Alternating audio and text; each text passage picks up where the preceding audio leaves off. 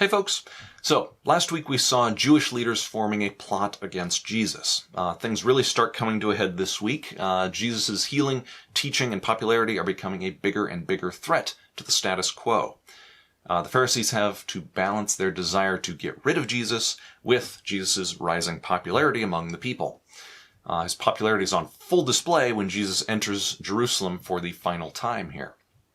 The masses of cheering crowds were a clear illustration to the Pharisees of the threat Jesus posed.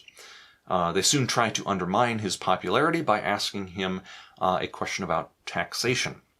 The question is cleverly designed as a trap, because if Jesus says yes to Roman taxation, the Pharisees can portray Jesus as disloyal. On the other hand, if Jesus says no to Roman taxation, they can accuse him of inciting rebellion against Rome. They can then use the Roman courts to get rid of him. Jesus, of course, handles the situation amazingly. He reminds people of the proper perspective that we should have.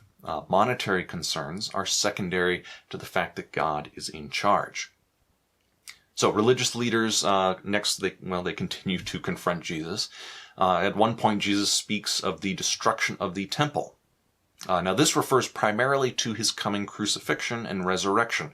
It also alludes to the destruction of the actual temple, which would happen soon after in 70 A.D. Roman historian Josephus describes the lavish beauty of the Second Temple in Jerusalem. It was built from white marble and gold. Upon its destruction, Josephus writes that it was so thoroughly laid even with the ground that those that dug it up to the foundation, no one would have guessed that anything had ever even been there. Now, of course, it's sad to have lost the temple, but it's also very symbolic.